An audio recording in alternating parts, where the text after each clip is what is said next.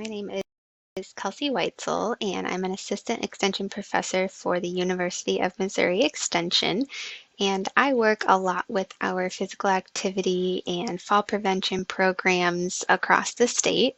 But today I'm going to be talking to you about cognition and perceptions of health, maybe a case for resistance training. Let's jump right in.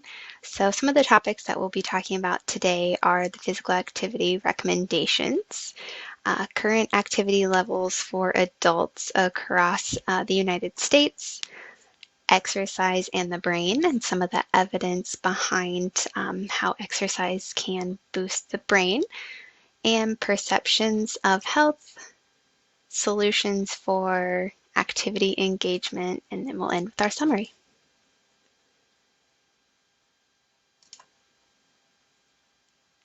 So the physical activity recommendations for adults and older adults are very similar. So the overall recommendations are to receive at least 150 minutes per week of moderate intensity activity. And if you are able to engage in vigorous activity, the recommendation for that is about 75 minutes per week of vigorous intensity, or an equivalent combination of both moderate and vigorous. And then it's also including 2 days a week, 2 to 3 days a week of activities that strengthen our muscles and bones. And this is for adults and older adults, both of those are. And then the older adult additional recommendation is activities that improve balance as well. So that could be anything like Tai Chi or some of the yoga moves or just balance stances in general. Examples of our moderate intensity aerobic activity for that 150 minutes per week would be walking, jogging, swimming, biking, if anyone likes to snowshoe or cross-country ski, if you're in that part of the US where there's a little bit more snow, those could be some options. Even the elliptical and new step can also be considered aerobic activity that falls into that 150-minute moderate. And then some of our more like physical activity that might be just for daily living that could fall into that category would be even chores around the house. Gardening can sometimes fall into that moderate intensity for some folks. So yeah, just thinking of not only planned structured exercise, which is done to improve fitness, but also our just activities of daily living. If we get our heart rate up to that moderate intensity, those kinds of activities can be included in that 150 minutes per week. And then our 2 days of strength training, you don't have to lift weights for exercises to help strengthen your muscles. You can also do body weight exercises, resistance band exercises. So there's a lot of different types of exercises that can help strengthen those muscles. So it doesn't have to be necessarily lifting weights, but that's definitely an added bonus if you can get that extra resistance in there.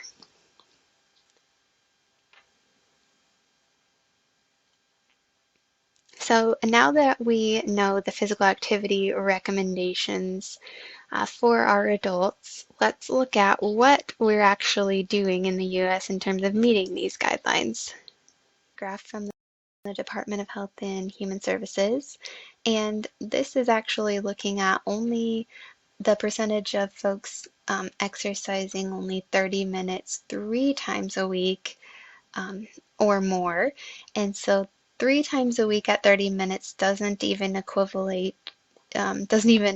equal our 150 minutes of moderate activity each week. It's a little bit less than that. So 150 minutes would be our 5 days a week of 30 minutes of moderate activity. So even if we look at a lower goal,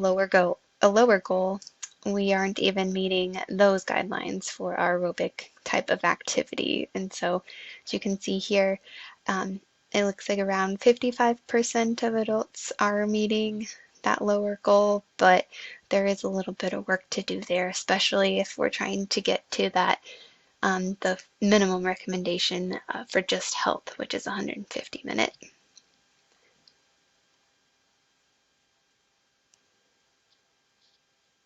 So for those meeting the physical activity guidelines for aerobic activity combined with muscle strengthening activities, it's a little bit different story here. So we see that 16.4% of those ages 65 to 74 years old are meeting the guidelines, and it's even less for those 75 and older. And as you might know or might guess, that it is just as important for our older adults to engage in exercise as it is for any of the other age groups. So we want to make these percentages a little bit more even across the age groups here. So overall, we are not doing a great job as Americans in meeting the physical activity guidelines for aerobic and strength training activities. So a lot of times we talk about the physical um, the physical benefits of exercise, strength training. Those are pretty well known. But today I'd like to take a dive into exercise and cognition and a little bit of perception about health that we've seen from some things we've done with older adults in Missouri. So what is this exercise and the brain benefits? What is all this evidence behind some of these suggestions? Well, let's start with aerobic. We have a little bit more, actually a lot of bit more evidence to support the brain and the brain health benefits from aerobic exercise. We have animal studies showing positive effects on the stress response, the brain structure and function, including the neurons, which are the things that help our brain communicate, inflammation and blood vessels, and resilience to stress, and then the Alzheimer pathology, kind of in those animal studies that has been shown. So of course we then look at human studies, and there has continued to be evidence, and it continues to support the positive effects of exercise, aerobic exercise, on mental health, memory, and thinking in the healthy older adults, and in those with mild cognitive impairment as well. So there's a stage of progression for our cognitive diseases, and mild cognitive impairment is one of the earlier stages of it can then later lead to early stages of Alzheimer's and dementias, but it also could just stay at mild cognitive impairment too. But that's kind of the evidence behind the benefits for aerobic exercise and our brain health. So is there any evidence for strength training? Yes, it's actually just started to become more popular in the research world. And so it started before 2018, but just really started to pick up recently. So I'll just highlight some of the more recent studies that have kind of summarized most of the data as well. So in 2018, a meta-analysis, which is kind of a combination, they look at a bunch of studies. They looked in this one at a few randomized controlled trials, which are basically the gold standard for our research. And they kind of randomized participants either into some sort of control group or a treatment group. And the treatment groups had involved strength training. And so there were 33 total studies included in this meta-analysis with around 1,800 participants. And they saw that significant reduction in depressive symptoms, which is great. And that was regardless of health status or even increasing their strength. And so a lot of times, like I said, we've studied the physical benefits. And so here we see that even if someone does not improve their strength from resistance training, they're going to have, and they might have, so even if someone does not physically improve their strength, they might have significant reduction in other symptoms, and depression and anxiety symptoms could be one of those things that improves from strength training. So definitely a brain benefit for resistance training there. Okay, so now let's move to 2019. And in 2019, there was a systematic review of the literature. So kind of again, compiling a bunch of different studies together, looking at the effects from strength training on the brain. And there were 18 studies included in this review.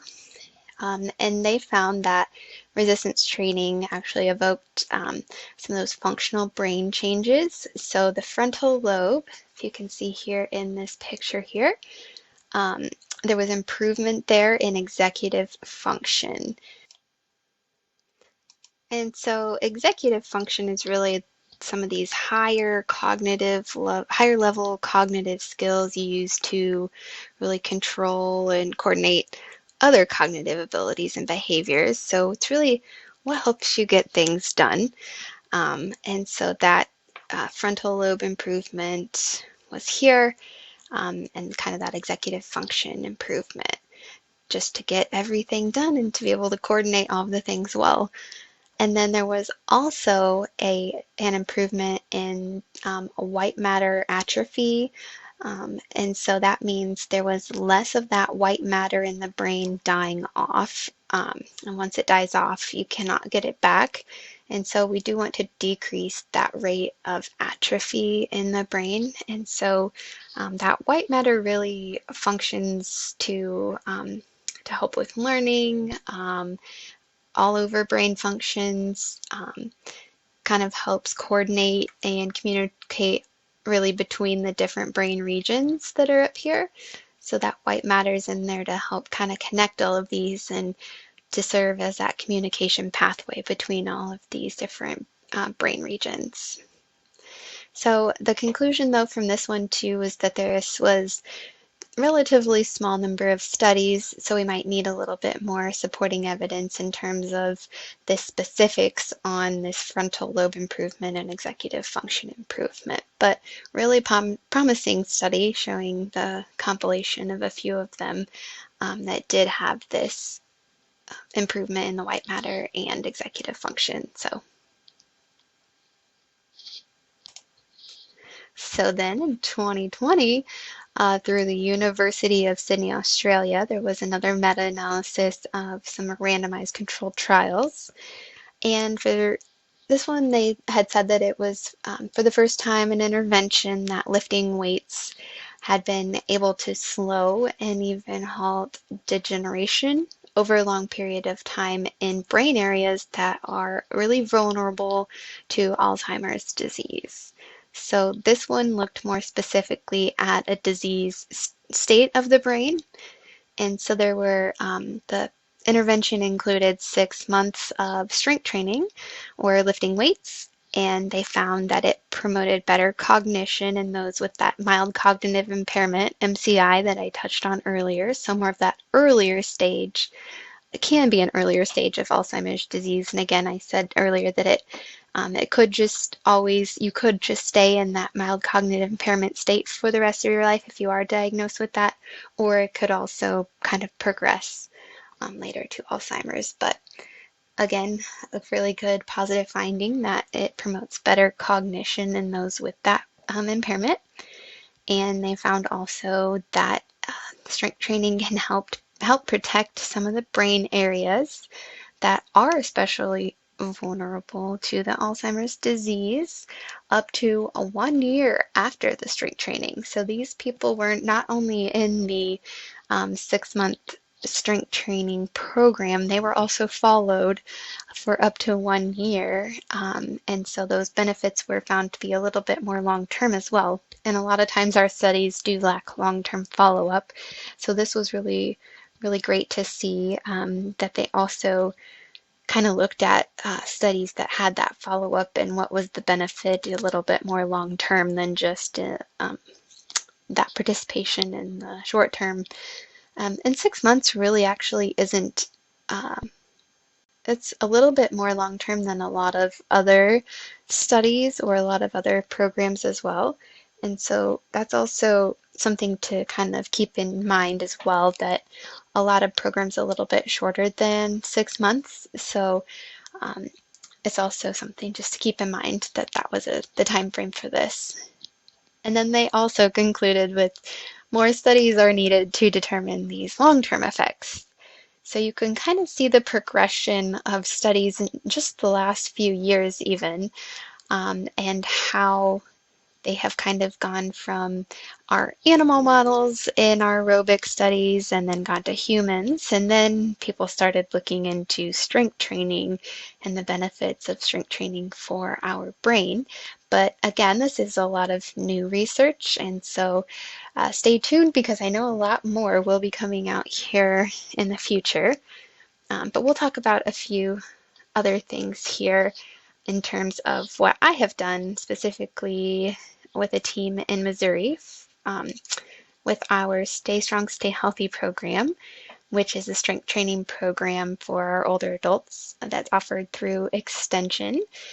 And it's an 8-week program that meets twice per week. And each time they meet, there is a progression, and there's 8 to 10 exercises that are performed.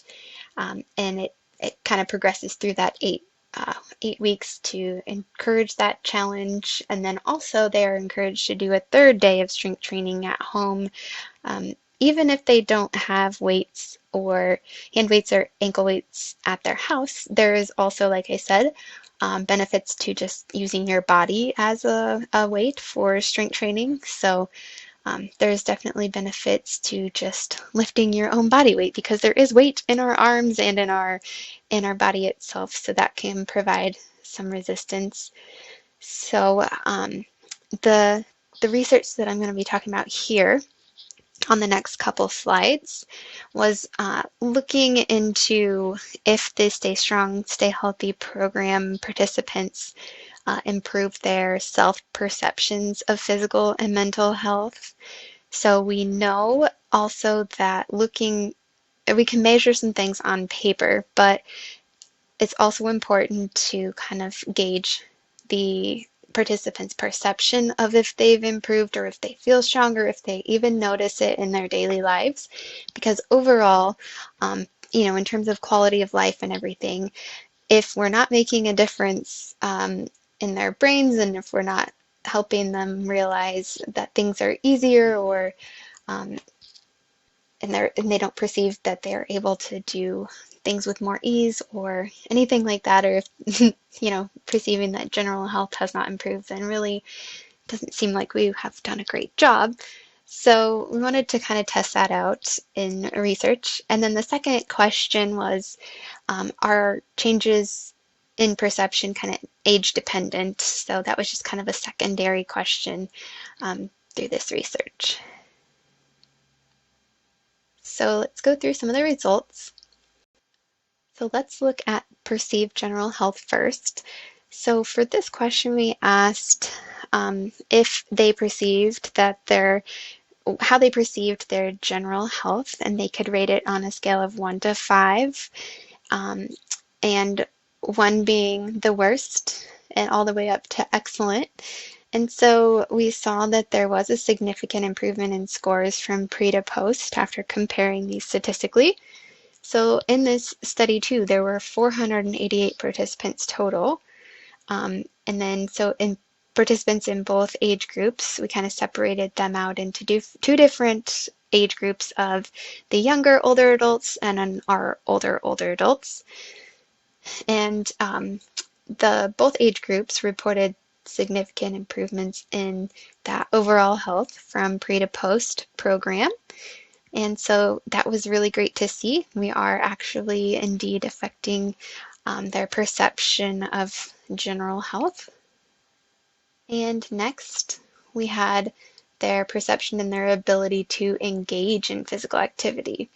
So again, thinking about our statistics from earlier in this talk, we saw that not many of them are in these age groups are engaging in the recommended amount of physical activity. So we need to figure out why we might not be engaging in physical activity, and trying to really drill that down and figure out how we can get that motivation or education or whatever it might be. So that's probably another study, but so we did look in that perceived ability to be like, is their perception of their ability to engage in physical activity and daily life activities increasing after they complete a strength training program.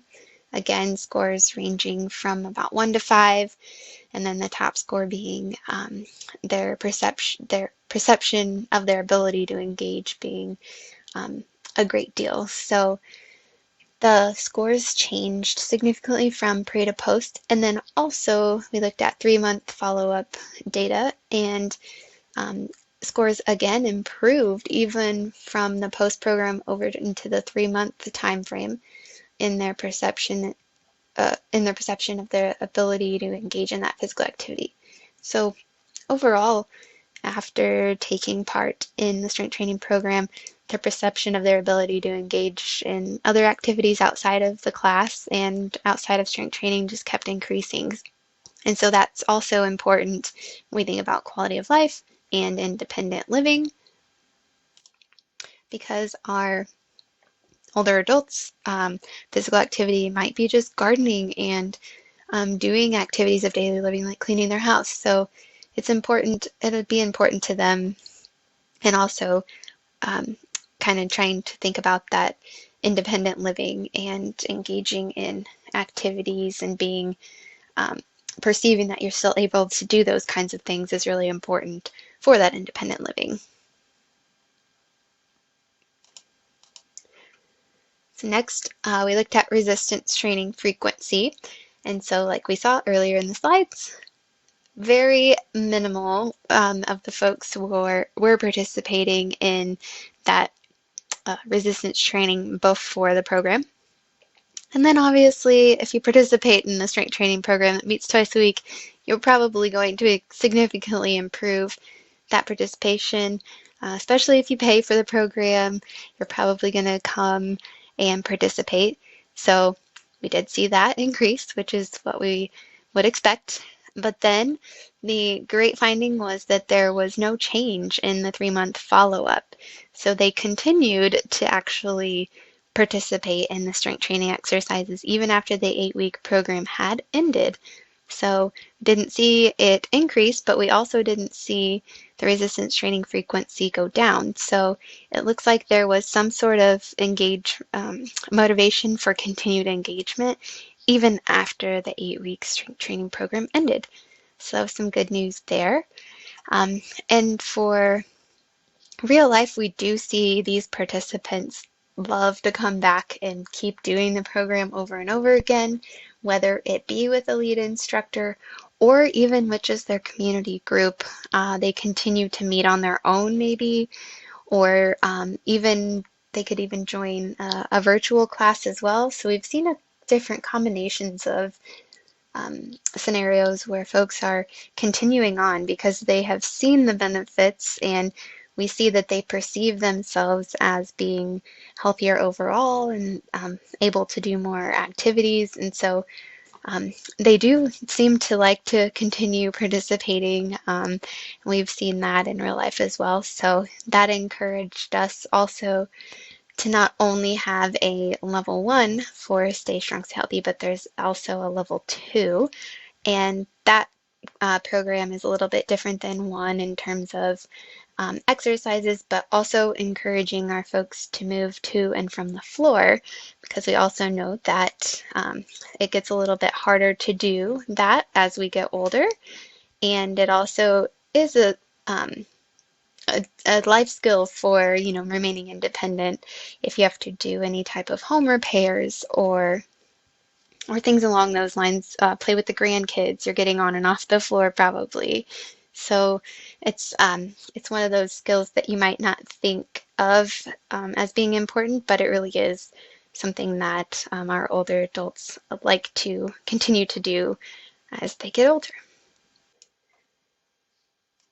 Okay, and then we also looked at degree of energy.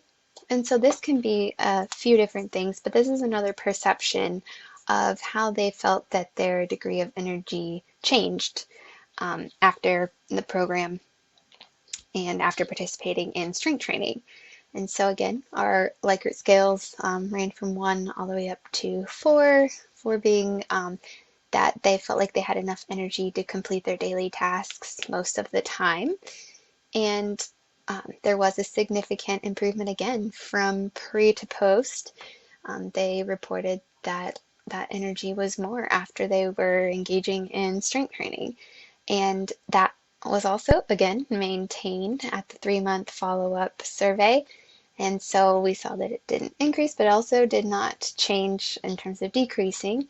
So that degree of energy, also really important for our quality of life and independent living, and being able to just complete those tasks of everyday life, and not having to feel like that you're stuck on the couch or in bed having to catch up on sleep because you don't have enough energy.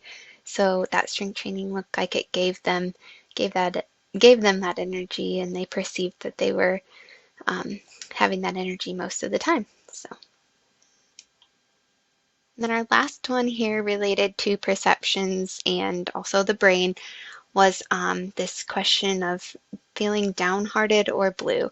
This is one of the questions that they ask in terms of it kind of related to depression. And so we saw that their scores decreased from pre to post program, which was good because our top score was uh, all of the time actually was feeling downhearted or blue, and then it went down to then none of the time. So we wanted the lower scores to reflect that they didn't feel as downhearted or blue. So that one was none of the time, and there was a significant change from P to Post program as well.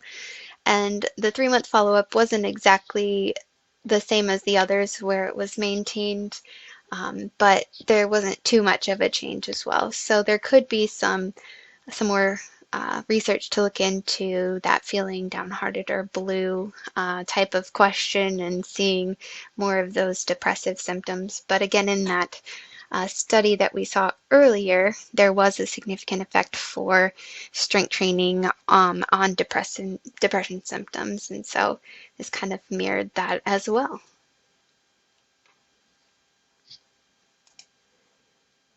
So overall, those immediate benefits, the folks that engaged in resistance training perceived that their general health, their physical abilities, and their resistance training frequency and degree of energy increased, while downheartedness and feeling blue, we also did a fear of falling measure, but those decreased throughout the intervention.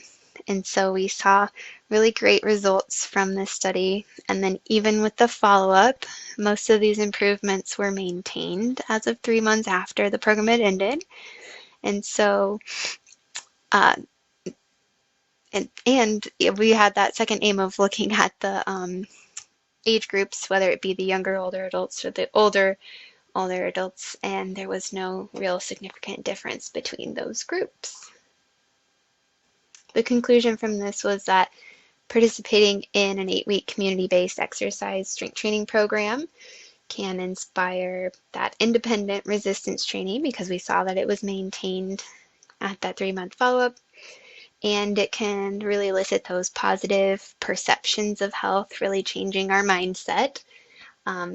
It can elicit positive improvements in physical abilities and those kind of that personal domain of that mental health in our older adults, regardless of whether they're in the younger categories of older adult or older adult. So one of the professors and doctors from one of the studies that was mentioned earlier said the message is clear. Resistance exercise needs to become a standard part of dementia risk reduction strategies. And the AARP folks are saying weight training appears to thicken a specific part of the brain, not unlike lifting dumbbells might build up your bicep, helping to fend off that mild cognitive impairment, that precursor to Alzheimer's disease. And so that was a reflection of one of the other meta-analysis or reviews that was looked at earlier as well. So we see those benefits, and we have the evidence to say that there's probably enough support for resistance training and physical activity in terms of aerobic exercise as well. So we have those two now combined. So how can we increase that engagement? Because we saw that was our issue from the beginning. It's just no one is really participating. Well, that kind of is a million-dollar question, but we have some solutions for increasing engagement that might be doable in the short term. But if anyone has the magic wand for how to, increase these aerobic exercise and resistance training just with the flip of a switch, let me know, and I'd be happy to share that with the world. But here's just some solutions that we can do and kind of help with right now.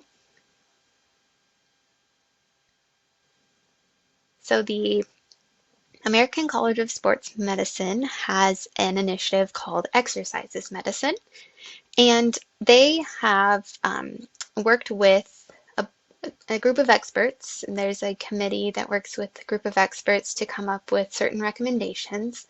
And one of these committees came up with the physical activity vital signs. And these are questions that are asked of adults and our older adults. And so as you can see here, it asks how many days per week do you, so they'd be asking the patient, engage in moderate to vigorous physical activity like a brisk walk. So you can see here that they're trying to kind of get at that first recommendation in the physical activity guidelines of that 150 minutes of moderate activity, right? And then on average, how many minutes do you engage? So there's that minute question that kind of comes into play as well. Because we do actually too want to split that 150 minutes up between a couple days and try not to get it all in on one day. But so yeah, overall, the physical activity vital sign question is included into a physician visit with a patient. And these are some of the questions that should start conversations with the patient beyond patient intake forms, just to kind of gauge where the patient might be in terms of their exercise, and maybe they can be flagged for referral or counseling after that. But can anyone see that something might be missing from these two questions? Something that we talked about this whole presentation? If you said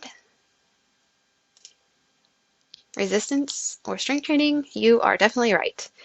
And that is currently only at the bottom as a suggested question that might get kind of missed or lost in the shuffle of doctor's visit forms. And so this additional option question, how many days a week do you perform muscle strengthening exercises like body weight exercise or resistance training?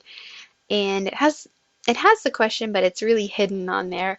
So the group that I'm working with the American College of Sports Medicine is seeing how this tool can be adapted or revised to better really promote physical activity, including that strength training component that we know is so important for our adults and older adults. And one more thing I wanted to share that the American College of Sports Medicine has kind of coined They like to throw around the phrase, if you can't get up out of your chair, if you have minimal strength, how are you going to walk around the block? So it's really important to have both of these aspects of those recommendations in our routines and in our lives, even as adults, not only just older adults, but yeah, like I said, everyone can benefit from these. But we really do need to do a little bit better job of encouraging this strength training as well, since we've seen some of the evidence for the benefits behind it. So yeah, this group is working on getting those vital signs updated and hopefully including a little bit more comprehensive questioning. We can't make it very long, so there will only be a couple of questions in there still, just like it is now with the two questions, but really working to kind of get that message home about the importance of strength training. So this is one of the things that we can think about, is that connection with our physicians and making exercises medicine.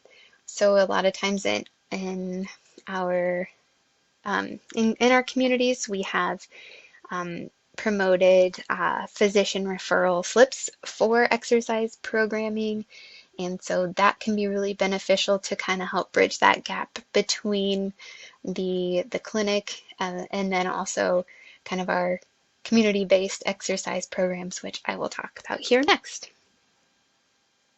So one solution, getting the physicians on board to prescribe exercise as medicine. And then community-based programs, another solution.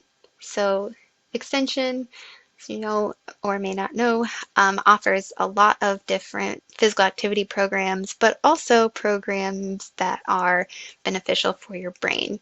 So here is just a list of some of the ones that might be offered through communities, not only Extension, our senior centers and area agencies on aging and arthritis foundations, AARP.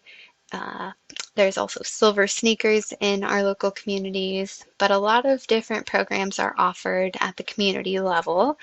As we know, some of our older adults are intimidated by a big gym. They would have no idea what to do with any of the gym equipment.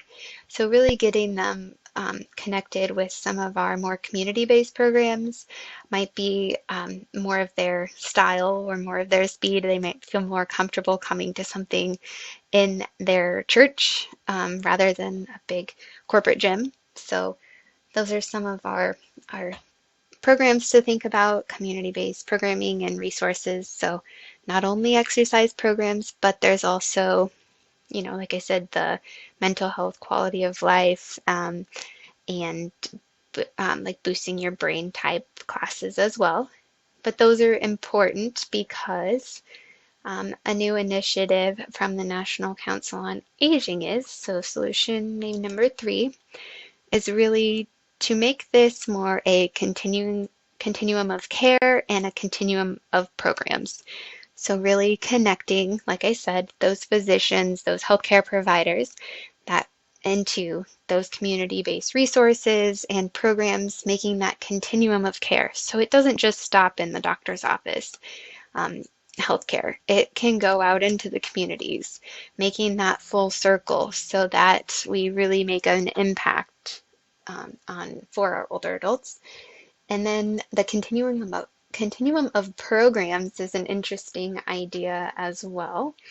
So I will look at the National Council on Aging website here that houses some of these suggestions. Now this one focuses on fall prevention and fall risk, but I really think it applies to all of our programs, all of our community-based programs, and it's a great idea and what we've actually seen happen in real life in terms of cross-promoting our programs across that continuum of care.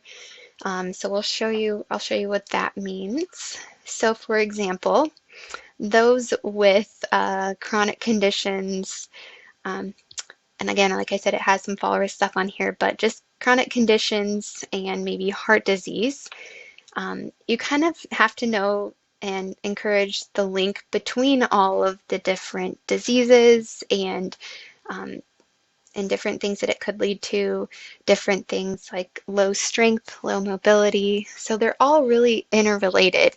And if you can get someone in the door that's concerned about their heart disease, maybe they can take a chronic disease self-management program. And then that might be just the start of their continuum. And they would then maybe be interested in learning about how to improve their muscle strength here. So they've learned about some of their disease and how to kind of help manage some of that. But then they get interested in maybe either lowering their weight or increasing their muscle strength. And so then that kind of starts the continuum of, well, not only do we have a chronic disease self-management program, but we also have our strength training program um, or our A Matter of Balance program that can help you kind of get into that strength training. So with MU Extension, um, we've kind of seen this in terms of getting them in the door with a program, and then they want to continue because like they just want to keep that social engagement as well. So a lot of times they'll start out with A Matter of Balance or Tai Chi, and then they'll want to learn about getting engaged in more walking. So they then jump over to Walk with Ease, and then eventually, or in somewhere in this combination, they do the brain health program, a taking care of you program for their mental health as well, or a strength training program like Stay Strong, Stay Healthy. And so it really just kind of depends on where someone might begin their journey, but really thinking about it more as a continuation of care and not just that one-shot program, because we know also that one of the issues that we've kind of run into a lot of time is that how do we really get this long-term motivation, or how do we make this long-term impact on our folks? And I think this continuum of care idea can kind of be a good start and a good way to kind of keep people engaged in different aspects of their health and make it more of a holistic model as well. And so I encourage you to kind of check out this website um, for some more information, but you can kind of see here the summary. Depending on how participants are really first connected to evidence-based programs in a community, they could encounter the continuum in a variety of ways, like I've explained. Perhaps they first start with chronic pain, and then they learn their skills to build up their confidence for managing that pain, and then they're going to feel more likely or feel better and have less pain. So then they could be more likely to engage or want to do more things and be more active. Like we saw with the Stay Strong, Stay Healthy program, they were um, more apt to engage in physical activity after they built up their strength. So maybe their confidence increased, maybe they were less afraid of falling. And so those things can kind of play into that, just starting that cycle of getting them involved in more things down the road.